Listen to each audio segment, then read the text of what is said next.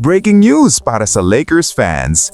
Isang malaking desisyon ng ginawa ni Austin Reaves na pwedeng magpabago sa kanyang career. Ayon sa reports, tatanggihan ni Reaves ang kanyang $14.9 million player option at papasok siya sa unrestricted free agency ngayong summer.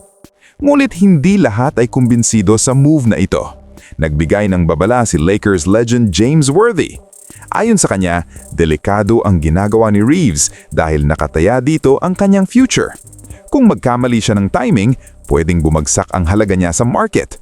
Pero kung magtagumpay, posibleng umulan ng malalaking offer. Ngayon, isang tanong ang lumalabas. Sugal ba ito na magpapayaman kay Reaves o risk na magpapabagsak sa kanyang career? Ayon kay James Worthy, malinaw ang sitwasyon. Nasa playoffs ang magiging basihan ng future ni Austin Reaves. Kung magiging maganda ang performance niya at lalo na kung maging malaking factor siya sa posibleng championship run ng Lakers, siguradong pag-aagawan siya ng ibang team.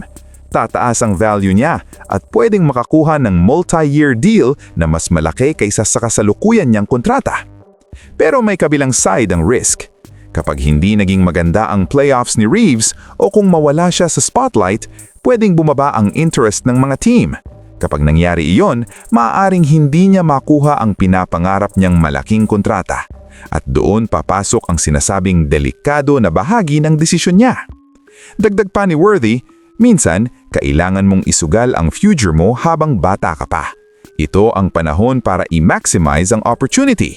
Kung kumpiyansa ka sa sarili mo, kailangan mong patunayan sa pinakamalaking stage, ang playoffs. Para kay Reaves, ito na ang moment na magpakita kung kaya niyang maging star-level contributor, hindi lang role player. Sa current lineup ng Lakers, mahalaga ang role ni Reaves bilang secondary scorer at playmaker. Kung mag-level up siya sa playoffs, tataas ang perception ng buong liga sa kanya. Pero kung hindi, maaaring mas maging cautious ang mga team sa pagbibigay ng malaking kontrata. Sa madaling salita, all-in ang ginagawa ni Austin Reaves, walang safety net. Ang performance niya ngayong playoffs ang magdedesisyon kung jackpot o sablay ang kanyang gamble. Ngayon, nakatutok ang buong liga kay Austin Reaves. Isang malaking sugal ang kanyang ginawa at ang playoffs ang magiging sagot kung tama ba ang desisyong ito. Kung magtagumpay siya, posibleng makuha niya ang biggest contract ng kanyang career. Pero kung hindi, pwedeng mauwi sa wala ang kanyang risk. Kaya Lakers fans, ano sa tingin ninyo? Tama ba ang ginawa ni Austin Reaves na tanggihan ng $14.9 million at isugal ang future niya? O masyadong risky ang move na ito?